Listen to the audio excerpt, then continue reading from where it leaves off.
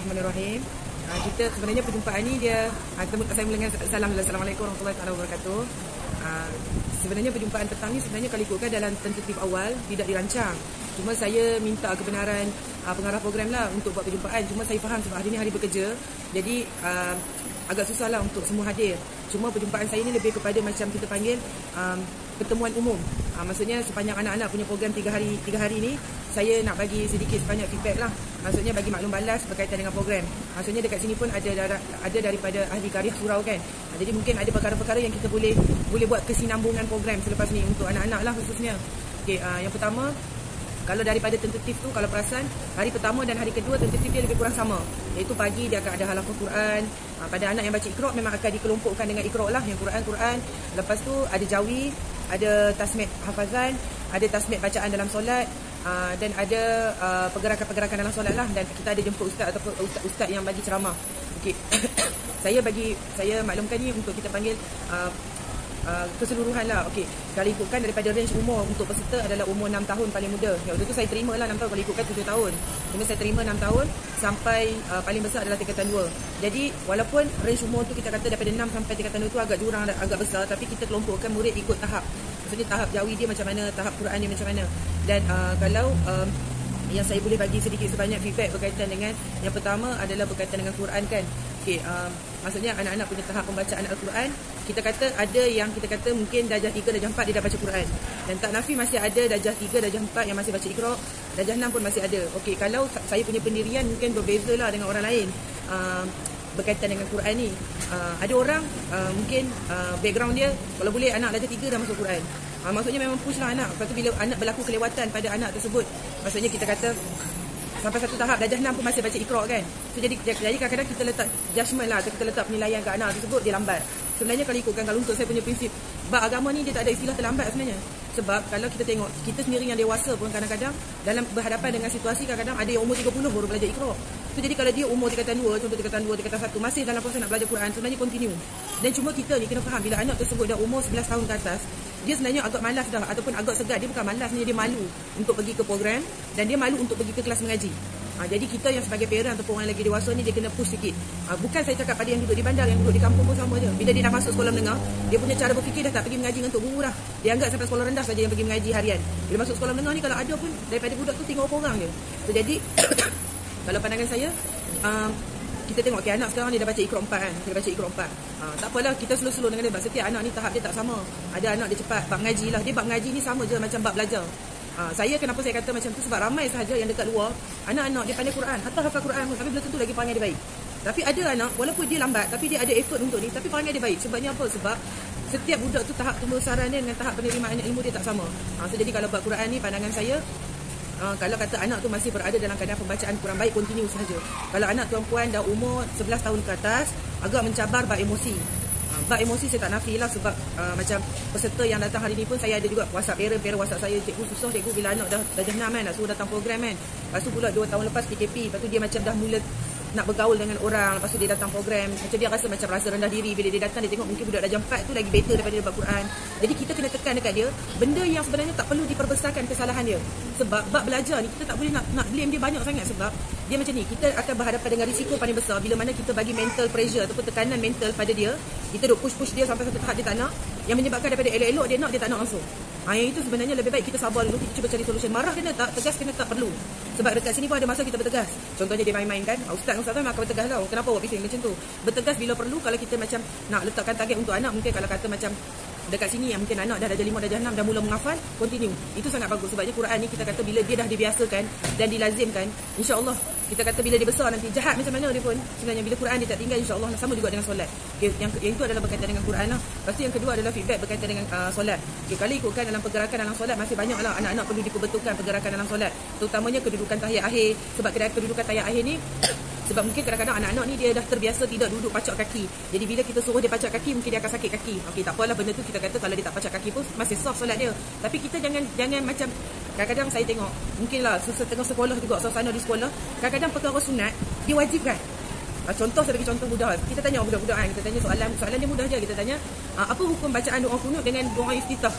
Okey, anak-anak memang ada darjah 5, darjah 6 tak hafal lagi doa kunut. Kalau doa kunut, setakat yang kami check, murid perempuan yang paling banyak yang menghafal berbanding anak lelaki. Anak lelaki memang lah kan. Okay, jadi bila dia tak boleh baca doa kunut, okey, bila pergi sekolah agama, ustazah kata, kenapa awak tak hafal lagi solat kunut? Awak nak solat subuh macam mana? Bila dia sebut perkataan macam tu, budak dia faham tadi tau. Budak tu dia tak belajar lagi bab hukum. Bila ustazah sebut macam ni, macam mana awak nak solat subuh kalau awak tak hafal surah kunut, doa kunut? Jadi budak tu dia anggap kalau dia tak hafal doa kunut, dia tak boleh solat subuh. Budak dia faham macam tu. Kita tak apalah, kita dah pergi kuliah, kita belajar, tak ada masalah. Jadi kesalahan terbesar kita bila kita salah penyampaian. Okay, kalau dekat sini saya ubah sikit cara percakapan. Okey, awak hafal lah doa kunut. Doa kunut ni kita dapat sunat. Tapi kalau awak tak ingat lagi doa kunut, bukan alasan ataupun tiket untuk awak tak payah solat subuh. Solat je lah subuh. Tak payahlah baca doa kunut. Sebab tu kat sini saya sangat tekankan 13 rukun solat tu. Kadang-kadang kita banyak tekankan bab sunat. Bila kalau tak pasal pergi kat sekolah, cikgu suruh mengapai apa? Kalau nak sekali ikutkan bab tasmid bacaan hafazan. Wajib kita tasmid bacaan dalam solat dulu sebelum suruh budak tu pergi hafal Quran juzuk 30 tu. Kalau saya punya puteri hafal juzuk 30, tak ada. Takkan dekat rumah solat berjemaah nak suruh baca Al-Baqarah. Takkan nak suruh baca Al-Mudaththir. Memang takkan bacalah. Habis kuat pun 3 kul. Itu pun hak paling cepat kita boleh baca. Tapi kewajipan untuk baca tahiyat akhir dengan Al-Fatihah tu wajib. Tapi kita nak tekankan yang sunat. Okey. Yang sunat-sunat ni kita kata tengok pada tahap audien kita ataupun tahap anak kita. Kalau anak kita tu dia laju sikit tak ada masalah. Kita tak naklah dia macam mendatar je kan. Jadi bila dia dah makin okey kita naik sikit-sikit. Tapi kita selalulah dengar bacaannya. Okey, saya faham kalau dalam situasi circle ataupun suasana di rumah, sebab saya sendiri mak ayah jangan bimbang walaupun nampak saya pakai tudung labu. Saya daripada background sekolah tadika sampailah belajar you, saya bukan background agama. Saya bukan background agama. Maksudnya saya sekolah kebangsaan biasa. Tapi saya faham culture. Maksudnya kekitaran di rumah kadang-kadang mungkin mak ayah kita sendiri kita tak ada kemampuan untuk tasmid bacaan anak. Maksudnya sebab kita tak ada ilmu tu. Mungkin kita tak pandai bab tajwid, tak pandai bab maksud dan sebagainya. Dekat situ kita cuba cari orang yang kita percaya dan kita mampu untuk minta dia tengok bacaan anak kita. Maksudnya kita tak mampu dari segi sudut kita, tapi kita ikhtiar bagi orang tolong buat. Tapi pada masa yang sama, kita sendiri cuba perbaiki juga diri kita. Contoh kalau macam kat surau buat kuliah tafsir apa semua, kita main lah. Kita datang lah. Cuma nak cakapnya, dari segi sudut kemampuan kita, kita tak nafi kadang-kadang tahap ilmu kita, kadang-kadang mungkin bab bacaan anak lagi bagus. Yang ni saya bukan saya sebab saya duduk kat sekolah. So kadang-kadang saya tahu situasi dekat sekolah ni, mak ayah dia bagi feedback. Contohnya anak, macam situasi anak murid saya lah, anak murid kat sekolah. Mak ayah dia biasa je. Tapi anak dia dah hafal juzuk 30, juzuk 29 dan surah wajib. Sekarang dah turn kepada hafal juzuk 1. Anak tu baru dah ada 3. Tapi mak ayah biasa je. Tapi bila saya pergi jumpa mak dia, saya tanya mak dia, dia kata, cikgu saya ni kalau nak tasmid bacaan anak saya tak mampu. Sebab saya tak pandai, dia kata. Jadi saya memang minta bantuan guru lah, ustazah untuk. Maksudnya kita cari orang alternatif. Bukan bermakna bila kita tak tahu, maksudnya kita kata kita buat biasa-biasa lah. Kadang-kadang dia akan efek pada anak tu pada jangka masa yang panjang. Terutamanya bab solat. Kalau bab solat ni sama juga pendirian saya macam Al-Quran. Tapi bab solat ni adalah perkara paling utama. Sebab pada saya pegang macam ni. Jahat macam mana pun budak tu nanti, nakal macam mana budak tu nanti, pesan dekat dia jangan tinggal solat. Kalau dia tak tinggal solat, percayalah sejahat mana, senakal mana pun dia masih ada rahmat Allah dekat dia. Benda tu yang kita kena selalu tekankan dekat dia lah. Terutamanya kalau macam solat subuh, kalau dekat sini hari pertama saya tak buat, tapi hari kedua dan hari ketiga termasuk hari inilah hari last saya ada buat. Kami buat macam kita test. Siapa yang tak solat subuh pagi tadi? Maksudnya dia tak bangun solat subuh. So masing-masing mengaku lah. Okay, dia tak mengaku. Bila dia mengaku, kami tak marah pun. Tak kata kenapa awak tak solat subuh? Awak nak masuk syurga ke nak masuk neraka? Ayat tu boleh digunakan setelah kita dah kenal dia lama. Tapi kalau kita baru kenal dia, awak terus cakap syurga neraka, kita orang yang dewasa pun kita tak selesa kalau orang cakap kat kita. Kau tak ni kau nak masuk syurga ke masuk neraka? Sama lah dengan budak. Jadi saya cakap macam ni. Tak apa, cikgu tak marah. Cikgu nak awak pergi kodok balik. Sama juga dengan mak ayah, kadang-kadang anak terbangun lambat. Dia terjaga pukul 7.30 subuh dah habis. Suruh dia bangun terus solat subuh. Kalau contoh dia dah pergi sekolah, tiba-tiba pagi tu tak solat subuh, suruh dia kodok. Biasa kan? Lama-lama nanti dia akan rutin. Jadi macam semalam saya nampak hari kedua tu memang ramai yang tak solat subuh. Tapi hari ni dah kurang. Kurang tu lebih pada separuh. Dan bila saya test, dah kodok belum? Dia datang, dia kodok terus. Ada yang murid yang memang datang, dia tahu dia tak solat subuh, dia tahu dia akan ditanya, dia akan kodok terus. So jadi mungkinlah kita kata, kalau kita tengok perubahan anak-anak ni, kalau orang kata, contohlah kadang-kadang persepsi mak ayah kan, persepsi mak ayah, contoh dia hantar anak pergi camp, hantar anak pergi program, contoh hantar anak ni dia baik seminggu je. Lepas tu selepas seminggu perangai dia tak, maksudnya perangai lama datang baik, tak apa. Sebenarnya tak ada masalah pun, seminggu dia baik, lepas tu dia jadi balik, tak ada masalah. Sebab kita sebagai parent, macam saya sendiri, kita sebagai parent, kadang-kadang kita letak high expectation. Contoh tentatif dalam program tu ada semua. Kita nak anak bagus semua, memang tak lah. Tapi kadang-kadang kita perasan, kadang-kadang ada benda baik yang kecil yang kita tak perasan pada anak. Contoh, dia balik rumah, satu benda je sebelum ni makan pinggan tak pernah basuh. Tiba-tiba lepas habis program basuh pinggan je. Ataupun tolong mak basuh baju. Sebenarnya itu pun sebenarnya adalah pesan daripada program yang kita hantar. Jadi cadangan saya kalau selepas ini, mana-mana tempat yang buat program yang kita mampu untuk hantar, kita cuba hantar. Sebab benda-benda macam ni lah kita nak cover balik anak-anak punya 2 tahun yang tak lepas pergi sekolah. Dia sebenarnya efek banyak budak tak pergi sekolah 2 tahun tu. Bab pembelajaran pun agak silibus dengan tingginya. Kami dengan cikgu nak catch up. Contoh dia PKP waktu dia darjah 1, sekarang darjah 3. Saya nak boleh cakap macam ni lah. Kami nak ajar silibus darjah 3 tu kalau matematik tu kan. Nak suruh dia cover balik darat bahagi tu memang tak boleh. Sebabnya tambah tolak lazim tu tak lepas lagi. Nak cakapnya itu bab belajar bab akademik. Kalau bab kehidupan yang lain sama je. Itu adalah berkaitan dengan solat lah. Jadi saya sangat tekankan untuk kita selalu buat refreshment dengan anak lah. Kalau kata kita tak mampu, kita hire orang untuk tasmid bacaan Al-Quran, bacaan solat anak. Quran tu keep on lah. Maksudnya at least suruh dia mengaji kat rumah ataupun pergi hantar dekat mana-mana ke kan. Lepas tu yang ketiga adalah Jawi. Jawi ni sebenarnya kan, kalau ikutkan memanglah dalam sekolah KPM, sekolah kebangsaan, tak ada subjek Jawi. Hanya ada pada kafar saja.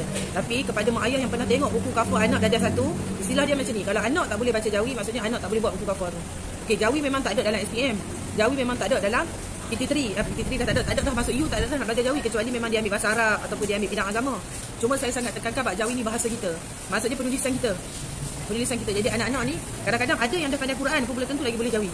Ni saya nak bagi tahu. Walaupun anak tu dah pandai Quran, belum tentu lagi dia boleh Jawi. Contoh, dia boleh baca Jawi, belum tentu lagi dia boleh tulis merumikan Jawi tu, menjawikan Rumi tu. Maksudnya kita bagi ayat bahasa Melayu suruh dia jawikan. Belum tentu lagi dia boleh.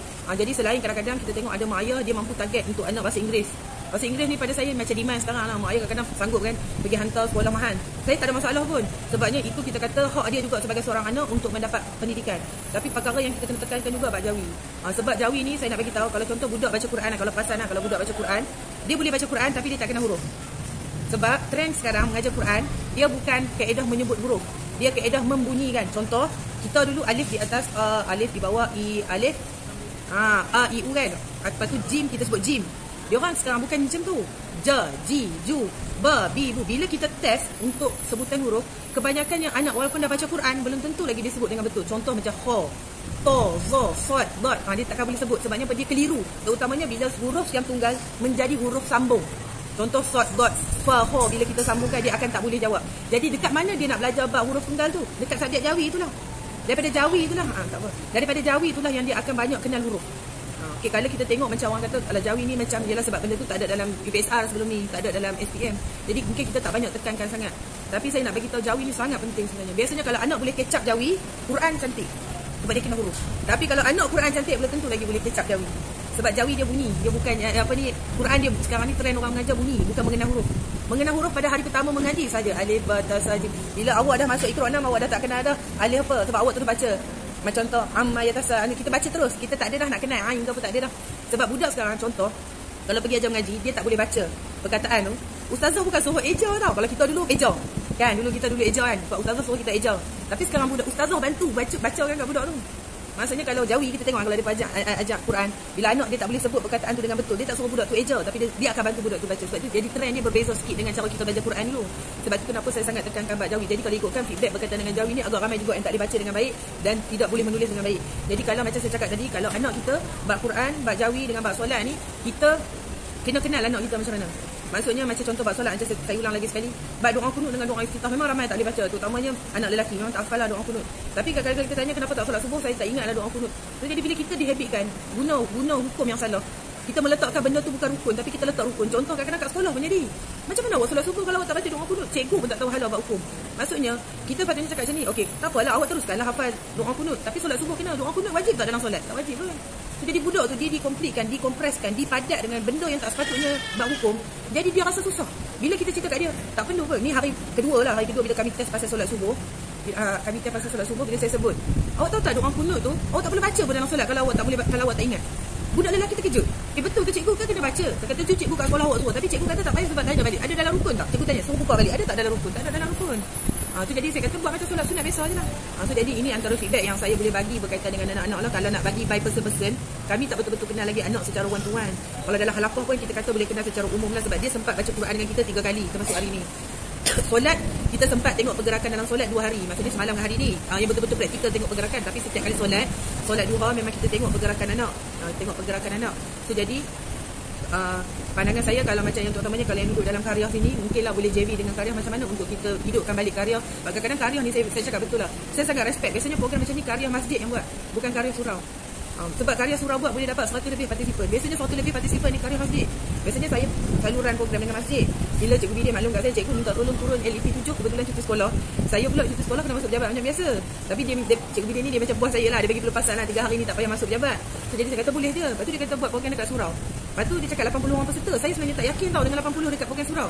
Saya awal tu sebab 2 minggu sebelum kan, saya tak yakin dengan program surau 80 sebab kalau masjid sekejap. Masjid kalau buka 200 penuh. Lepas tu bila lagi 3 hari nak program, peserta dah mula masuk. Paling bimbang malam hari tu. Tiba-tiba 2-3 kali kau dia boleh tak kita tambah lagi 10, Lala daripada 80 jadi 100 lebih. Jadi saya sangat terkejut bila mana ada sambutan yang baik daripada karya surau. Jadi dekat sini sebenarnya kekuatan karya surau dia kena datang daripada semua. Maksudnya kita support. Bila kita support sebenarnya tak kisahlah, kadang-kadang kita tak mampu nak datang selalu, mungkin kita support buat pembangunan. Macam kat sini surau kat sini agak besar sebenarnya. Kalau ikutkan kebanyakan surau mana ada ruang lega macam ni, dekat sini ada. Mungkin kalau kata lepas pada ni bila surau susun program apa-apa kita sama-sama support. Maksudnya kalau kata ada yang nak terlibat sebagai menggerakkan kerja surau, yang tu melalui dengan EDK surau lah. Cuma saya boleh kata dengan sambutan 100 lebih agak memuaskan sebenarnya. Kalau kita buat program kat masjid pun bayaran lebih kurangnya sebenarnya kalau dekat masjid. Tapi saya memang agak terkejut lah dengan program surau, sambutan dia agak luar biasa. Dan kami sampai satu tahap saya beritahu hari pertama program, masih ada parent yang call nak masuk, saya dah cut. Hari kedua, cikgu saya nak masuk hari kedua je. Saya minta maaf, saya bukan tak boleh nak terima. Saya kalau ikutkan, kalau style saya berat nak menolak murid. Tapi kami kekuatan fesi tak cukup. Fesi kami betul-betul ngam ada 10 orang. Sebab kami kalau ikutkan, kami target satu halakuh ada 10 orang fesi, 10 orang budak satu fesi. Cuma sekarang ni kita kata plus minus ada 12, okey lah lagi. Kalau lebih pada 15, kami takut kami tak boleh nak catch up pada Quran dia. Maksudnya tak boleh nak tengok dia punya bacaan Quran dengan jawi dia. Itu antara salah satu faktor lah kenapa yang saya menolak tu kan. So jadi besar harapan saya kalau untuk pertemuan ni, kita kata kalau macam mungkin anak-anak baru first time kan program, mungkin ada anak perempuan yang baru first time join program, saya harap ni bukan last time. Walaupun contoh dia balik lepas pada ni, lepas 2 minggu datang balik perangai lama, tak apa. Kita jangan pandang pada benda besar, kita tengok pada benda kecil yang dia buat. Walaupun dengan hanya sekadar susun slipper, walaupun hanya sekadar cuci pinggan. Sebab kadang-kadang kita ni, bila kita hantar anak pergi tempat, macam mak ayah kita hantar kita masuk U lah. Hang punya expectation after 3 tahun hang combo. Macam contoh lah hantar anak program seminggu, expect dia anak terus semayang cukup 5 waktu. Padahal sebelum ni nak semayang subuh susah. Dia macam tu lah. So jadi benda tu kita tak boleh letak satu expectation yang terlalu tinggi. Walaupun dia datang balik perangai lama, kita kena cakap elok dengan dia lah. Kalau orang tanya saya, mungkin lah sebab saya tak kahwin lagi, tak ada anak. Mungkin nampak macam motivasi sangat cikgu ni kan. Macam cikgu ni positif sangat. Tapi saya faham perasaan mak ayah yang handle anak-anak. Sebab saya rapat dengan anak saudara sebelum balik sini, hari Ahad balik Kedah Ustaz.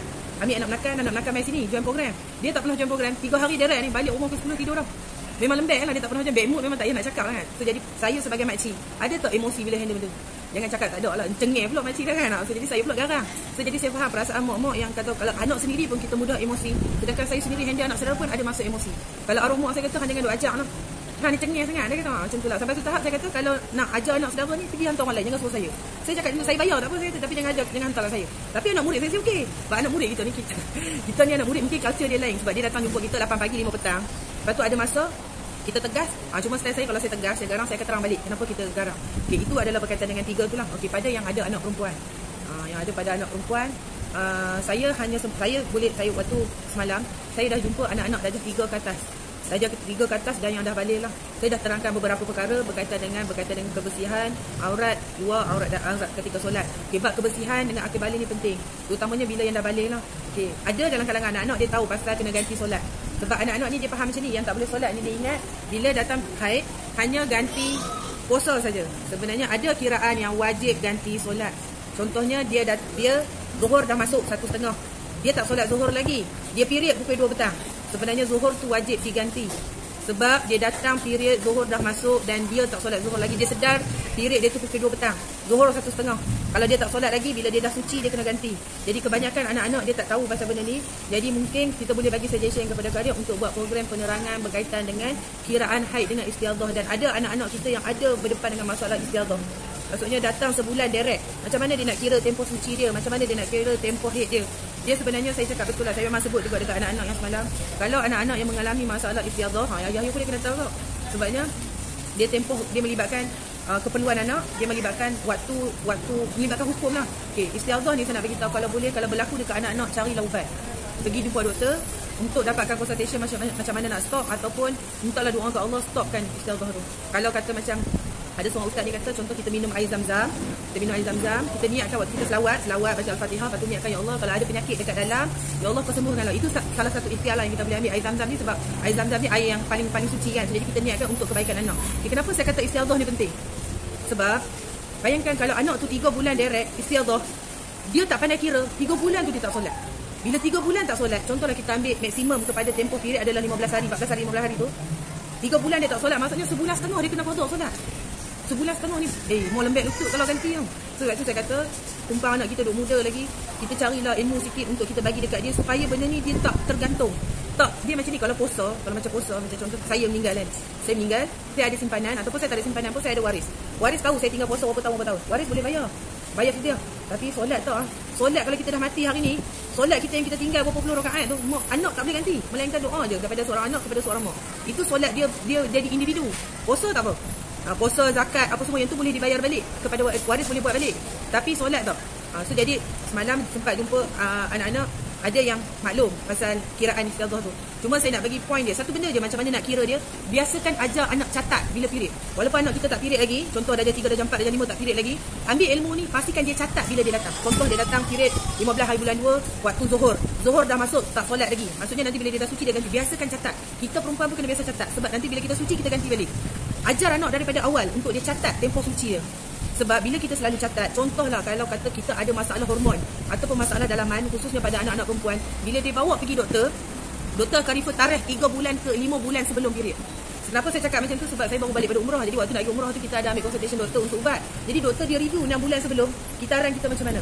Jadi nak tahu hormon kita okey ke tak. Saya kata, kenapa macam ni? So doktor kata, taklah, awak punya kiraan memang normal. Sebab kita biasa period memang contoh bulan ni 12 hari bulan. Tiba-tiba bulan depan 10 hari bulan normal. Kalau awal 2 hari daripada kitaran biasa. Tiba-tiba sampai satu masa dia jadi 2 hari bulan. Sebab dia dah makin awal 2 hari. So jadi benda macam ni, untuk ibu-ibu dengan ayah-ayah penting untuk ilmu kepada anak perempuan. Kalau kita tak ada ilmu, tak apa. Kita carilah ruang untuk anak-anak belajar. Kalau dekat dalam page Dr. Zulkifli Al-Bakhri tu, dia ada bagi kiraan. Macam mana kiraan haid dengan istiadah tu dibuat. Saya dah pesan juga dekat anak-anak yang dah period. Kalau contoh, ada benda yang diorang nak tanya, yang maksudnya kalau saya tak ada jawab, saya cuba tanya ustaz-ustazah, boleh je minta anak tersebut kontak saya. Saya welcome, saya tak ada masalah lah, saya boleh. Cuma lambat ke cepat je lah balas. Mungkin hari ni dia balas pagi, dia hantar pagi, balas ni petang, malam ataupun esok pagi, mungkin lambat balas. Tapi kalau benda tu macam urgent lah, contoh kata pendarahan yang tak berhenti, nak buat macam mana, perlukan ni, call saya je. Mak-mak boleh call saya boleh, saya cubalah bantu apa yang saya boleh bantu. Sebab benda ni penting untuk kita. Mungkin kita rasa mungkin anak darjah 1 dia tak penting lagi. Nanti bila anak dah masuk darjah 5 dah period, hari first day bapak-bapak pun risau sebab anak-anak dah mula tunjuk emosi yang sebenar. Macam ada anak-anak bila dia period, dia emosi dia tak stabil, dia mudah marah, kadang-kadang dia lalu makan tu normal, time tak ni pun lalu makan dia, tapi biasanya emosi kadang-kadang dia mudah tak okey. Sebab itu memang ujian kepada mak ayah bila anak nak membesar. Sebab tu jaga anak perempuan ni susah, modal dia tinggi. Modal jaga anak perempuan ni tinggi. Sebab tu bila kahwin nanti dia kena bagi mas kahwin dekat anak perempuan tu. Sebab tu bila nak kahwin, bila anak perempuan tu dapat mas kahwin, sebab apa? Sebab mak ayah dia nak jaga anak perempuan tu tak senang. Banyak modal nak dibagi, bukan pada modal duit ni kita tak kisah sangat. Sebab kita ni kalau orang Melayu, biasanya orang Melayu, orang Islam, dia susah macam mana pun, anak dia tetap nak bagi yang terbaik walaupun hari tu dia tak makan. Sebab tu saya kata kalau orang Melayu, orang Islam, saya yakin dari segi sudut kita nak bagi dekat anak. Cuma dari segi sudut agama kadang-kadang kita rasa kita tak pandai. Jadi kita cari source yang kita boleh bantu untuk anak-anak lah. Okey, ini adalah berkaitan dengan anak lah. Yang saya boleh bagi feedback. Yang pertama tadi berkaitan dengan Al-Quran. Yang kedua adalah berkaitan dengan jawi. Yang ketiga adalah berkaitan dengan solat. Dan yang keempat adalah khusus kepada anak-anak perempuan. Khusus kepada anak perempuan. Mungkin nanti boleh sentiaslah Kak Karya buat program Akhir Balil untuk anak perempuan yang darjah 4 ke atas. Okey, mak ayah kalau perasan, trend sekarang anak-anak period awal. Bukan macam zaman kita dulu tingkatan 3 baru period, tingkatan 2 baru period, tingkatan 1 baru period, betul tak? Sekarang anak paling awal ada yang darjah 3 dah period. Pembesaran anak sebenarnya sekarang cepat sebab faktor makan, faktor suasana. Sebab tu kalau perasan anak kita sekarang, kalau dulu kan perempuan kan, macam saya sendiri pula, kita darjah 5, darjah 6 mak bagi apa pakai lah. Tudung RM1 pun RM1 lah, tudung lain, baju lain pakai lah. Budak sekarang darjah 4, nak belik lah. Tudung tak sama lah dengan baju ni sebab budak sekarang cara berfikir dia tak sama. Sebab kita pun dah duduk di bandar, jadi penerimaan dia tak sama. Dan kalau perasan, anak-anak sekarang darjah 4 tu dah nak mula ada alat makeup sendiri lah. Sebab apa? Sebab suasana. Kita tak boleh nak salahkan juga sebab memang zaman dia macam tu. Cuma ilmu berkaitan dengan haid dan wanita memang kena cari seawal yang mungkin. Kalau boleh lah. Kalau boleh anak nak masuk darjah 3 tu, mak ayah kena prepare dah sedikit sebanyak ilmu. Sebab takut kena bila anak berlaku darjah 3 period, macam mana kita nak jaga dia. Darjah 3 tu pada saya terlalu muda. Tapi saya pernah dengar memang ada darjah 3. Yang darjah 1 saya tak pernah dengar lagi. Tapi darjah 3 yang saya pernah dengar. Dan anak murid saya paling muda darjah 4. Darjah 4 dah period. Bila darjah 4 dah period ni kadang-kadang bersalam dengan ustaz pun tak boleh dah. Bersalam dengan kawan pun tak boleh dah. Cara pemakaian lagi kan. Jadi saya harap apa yang saya lontarkan ni bukan kita nak blame siapa-siapa, tak. Saya sampaikan sebagai sisi pandang saya. Kita kata organize program, PIC program untuk kita sama-sama, maksudnya kesinambungan kepada program. Saya punya prinsip sebenarnya mencabarnya bukan waktu program tau. 3 hari ni sebenarnya pada saya relax lagi untuk handle program. 3 hari anak boleh jadi baik, tapi mencabarnya adalah selepas program. Lepas tu saya kata kalau anak tu selepas 2 minggu lah ataupun balik jadi panggil lama balik, jangan nampak kepada kesalahan besar. Tengok pada benda kecil yang dia berubah sikit-sikit tu. Itu better. Kadang-kadang contoh ambil wuduk kan, dia ambil cepat kan sebelum ni. Sekarang dia lama sangat dalam ambil wuduk sebab dia dah tahu dah ambil wuduk, tangan kena lebihkan, rambut kena macam mana, macam masuk tandas. Ni saya beritahu anak-anak masuk tandas, ambil wuduk anak-anak perempuan, dia pakai stokin kan. Masuk wuduk sampai ke dalam toilet jamban tu pakai stokin. Ni anak-anak kita tak jangka kan benda tu, tapi tanya cikgu sekolah. Kat sekolah saya pun ada. Bila kita detect benda tu, contoh dia nak kencing. Memanglah dia rasa benda tu tak kena sebabnya dia tak meleleh banyak lah contoh. Tapi percikan tu kemungkinan kena tak kat stokin tu. Jadi anak-anak dah didedahkan dengan benda tu. Jadi kalau kita sebagai ibu bapa, contoh kita nampak anak pergi tandas, bak seluar dan sebagainya, kena cakap. Sinting betul-betul nak masuk tandas sebab takut kena percikan. So jadi benda ni kadang-kadang ilmu baru untuk diorang. So jadi itu daripada saya sebagai PIC kepada program yang saya boleh bagi feedback lah. Dan saya minta maaf lah kalau sepanjang 3 hari yang pihak surau minta Equine Care bersama kami untuk handle program ni, kalau ada kekurangan yang maksudnya tidak mencapai target sebenar, kami minta maaf. InsyaAllah kita kata kalau ada rezeki kita bekerjasama lagi, kita cuba tengok apa tambah baik kepada program tu. Sebab macam saya, kalau nak fikir contohlah kan, ada orang dia buat program kadang-kadang mampu hantar mahal-mahal. Sebab tu saya kata kita bukan pattern money oriented. Kalau money oriented, orang tak ambil harga, orang kata bahasa kasar dia lah, orang tak ambil harga ni. Kita buat program betul-betul karya nak bagi pendedahan dekat anak-anak, tambah-tambah pula kita yakin kita sendiri dari segi sudut tahap keilmuan kita masih ada kekurangan. Jadi kita hantar anak pergi program-program sampai satu ketika dia lagi pandai pada kita, tak apalah. Jadi saya harap benda tu dapat kita sama-sama bantulah karya LEP 7 ni untuk kita bagi sokongan supaya program macam ni terus dihidupkan. Sebabnya kalau sebelah Seri Sedang lah, kalau saya duduk sebelah Seri Sedang, awal-awal PKP tu, kira awal-awal 2020, saya cakap masjid ni memang sunyi betul. Masjid sunyi betul, saya cakap sunyi betul lah, sunyi. Saya sebelum itu umrah kami sempat buat karnival masjid, barulah hidup balik dengan suara budak. Tapi bila solat, memang kalau sebelum ni, kalau masjid MKPS tu, masjid Mardi tu spot saya suka duduk. Tapi bila dah tak ada orang, kita pergi masjid sebesar-besar tu, kita seorang muslimat, kadang-kadang 2 orang muslimat, saya keluar balik pergi masjid UPM. Masjid UPM ni dia masjid institusi, ni dia ada guard, jadi kita tak rasa takut sangat. Jadi kadang-kadang kita duduk dalam rumah Allah, bukan rasa macam syaitan duduk lalu. Sebab apa? Bukan syaitan, takut orang yang bertopikan syaitan duduk dalam masjid kan. So, jadi kalau boleh yang menghidupkan surau masjid ni adalah orang kita.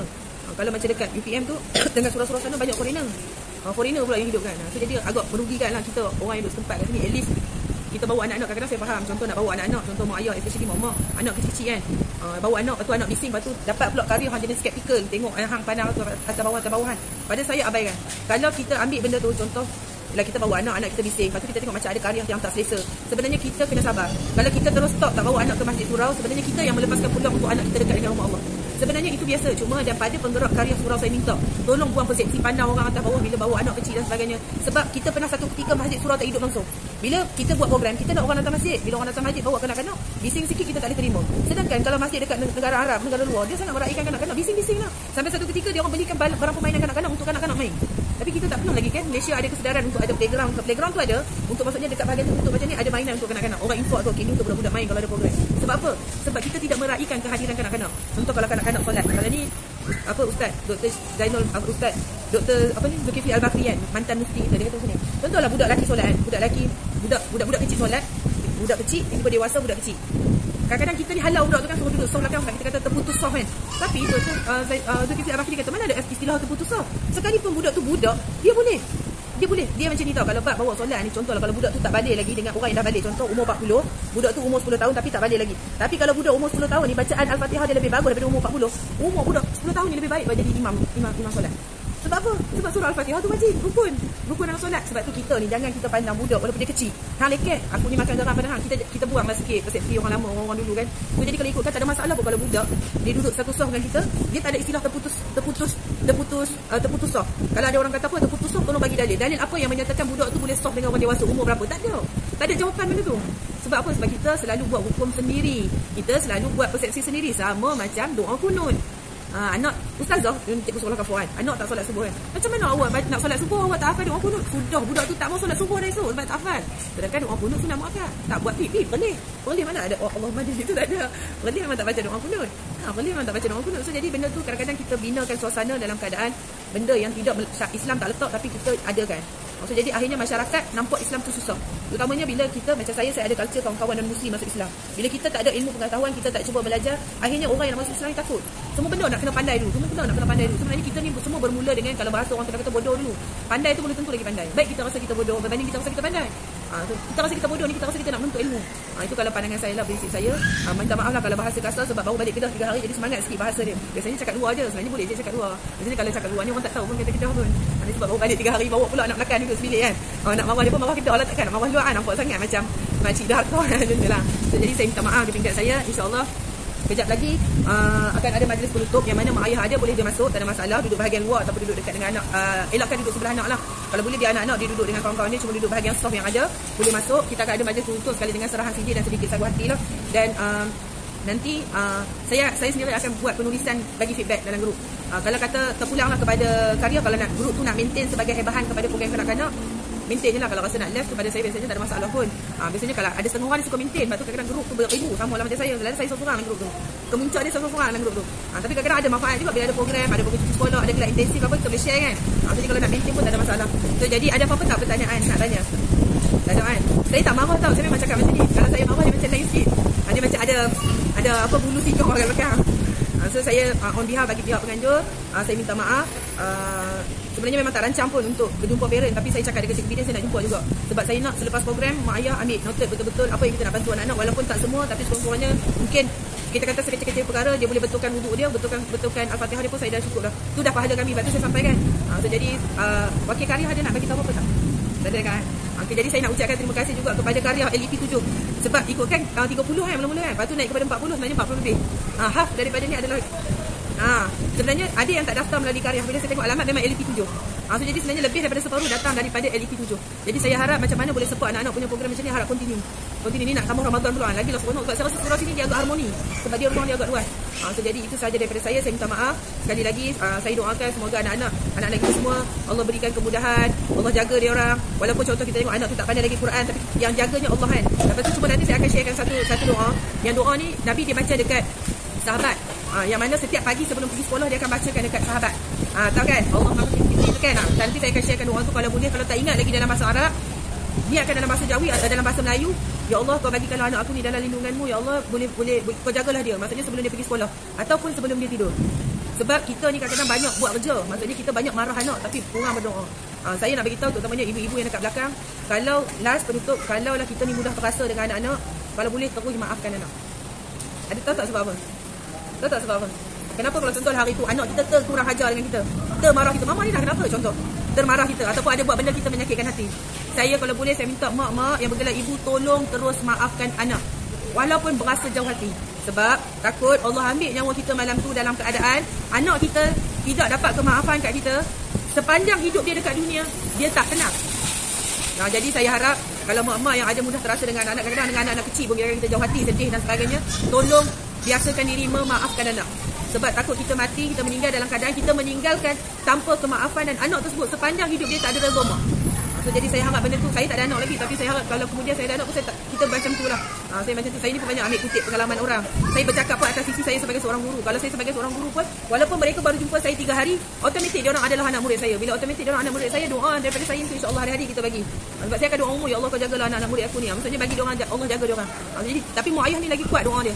Jadi itu sahaja daripada saya. Kita tutup dengan tasbih kafarah dan surah Al-As. Nanti saya jemput masuk kat dalam. Nanti kita ada solat asar berjemaah. Lepas nanti akan kemas-kemas sikitlah dekat surau. Terutamanya bahagian dalam lah. Kalau luar ni biasanya anak-anak dia tak main sangat. Dia tak ada ni sangat aktiviti dekat luar, cuma dekat dalam lah kita nak kemas sikit. Jadi kita tutup dengan tasbih kafarah dan surah Al-As.